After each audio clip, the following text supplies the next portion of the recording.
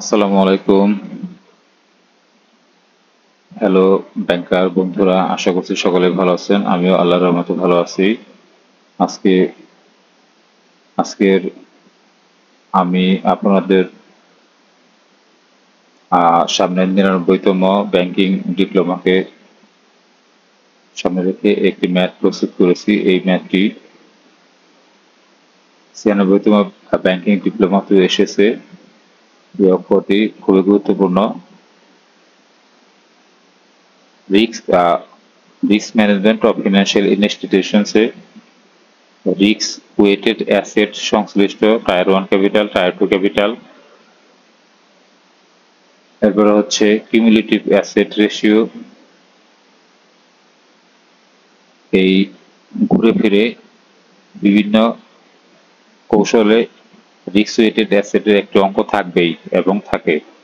তো সেই সুবাদে আজকের এই অঙ্কটি খুবই গুরুত্বপূর্ণ একটি অঙ্ক। Risk weighted asset calculation process according to the maintaining the Bangladesh Bank regulations of Basel III. So let's be started.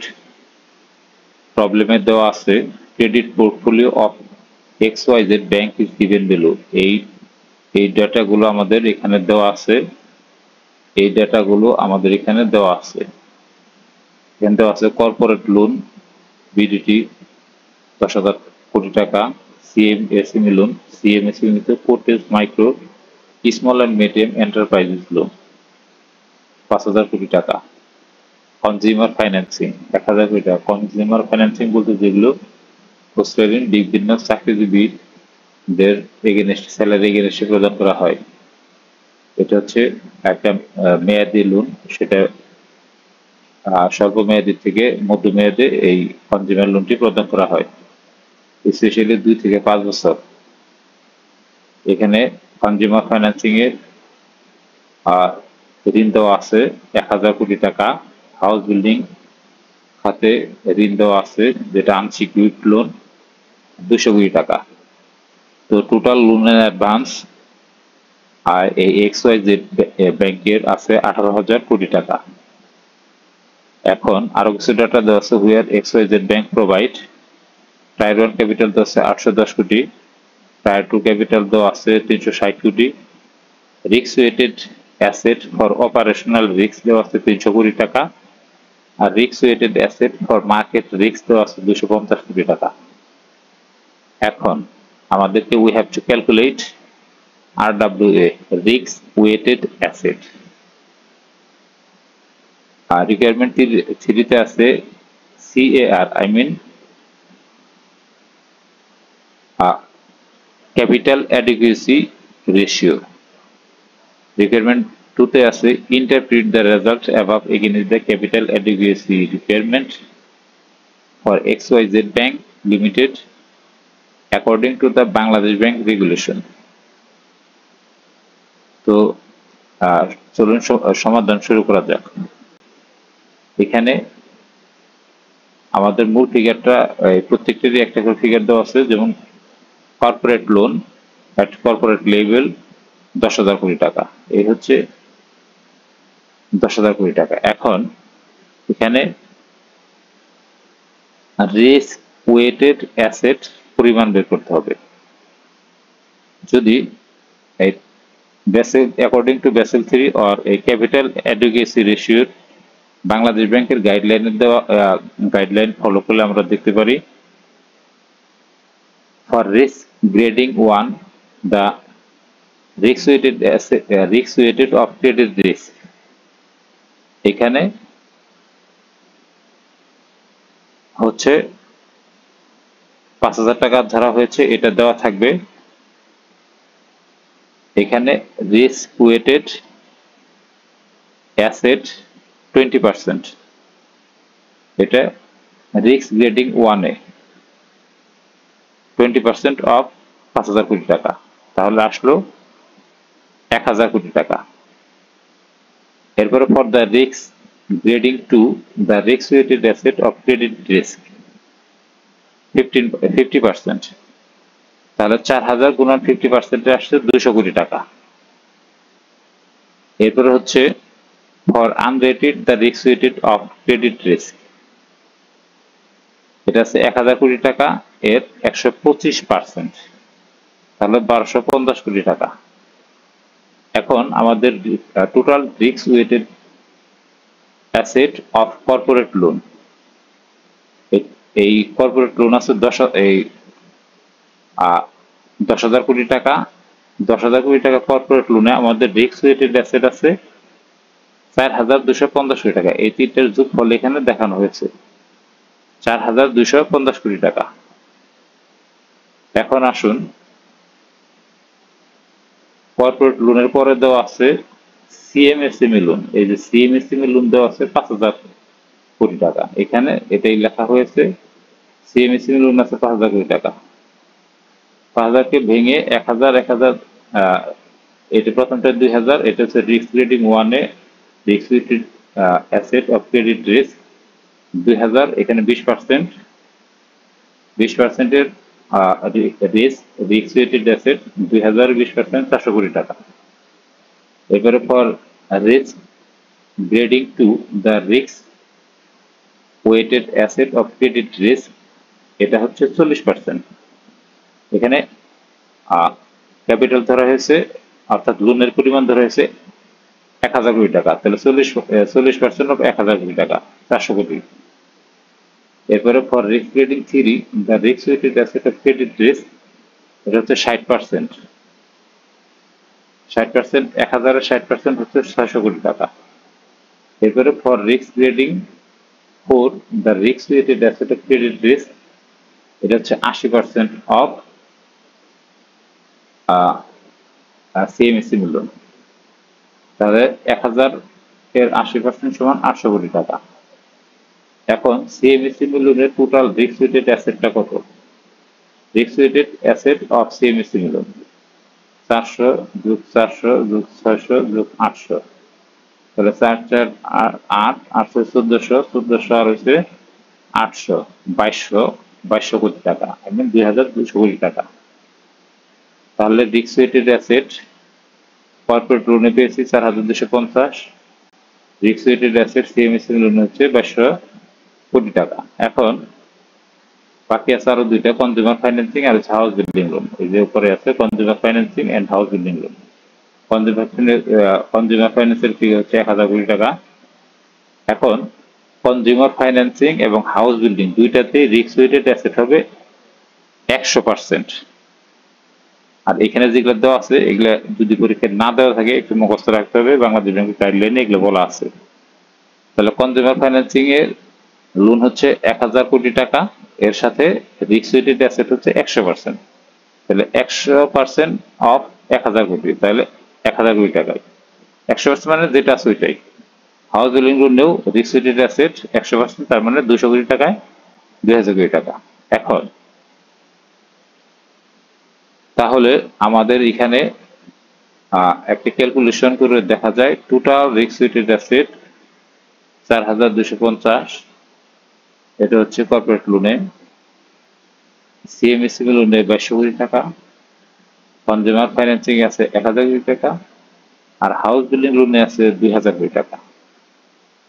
তাহলে sub total of risk weighted asset সবগুলোর যোগফল বের করেছি 4,250, 4,250, 2200 কোটি টাকা সিএমএসএমই লোনে, আর কনজিউমার ফাইন্যান্সিং লোনে হচ্ছে 1,000 কোটি, আর হাউস বিল্ডিং লোন হচ্ছে 2,000 কোটি। এই সবগুলোর যোগফল 4,250, 2200, 1,000 আর হচ্ছে 2,000, তাহলে টোটাল এসছে 9,450 কোটি টাকা। এই ফিগারটা 9,450 কোটি টাকা। এটা হচ্ছে sub total of risk weighted asset credit risk. এরপরে এখন তো risk weighted asset operational risk আছে 300 কোটি টাকা। এটা কোথা থেকে পেলাম? এই যে ডেটা দেওয়া আছে, risk weighted asset operational risk আছে 300 কোটি, risk weighted asset for market risk আছে 250 কোটি। তাহলে এখানে subtotal risk weighted asset of credit risk ৯,৪৫০ কোটি, আর operation risk weighted asset operational risk ৩০০ কোটি, এটা দেওয়া আছে।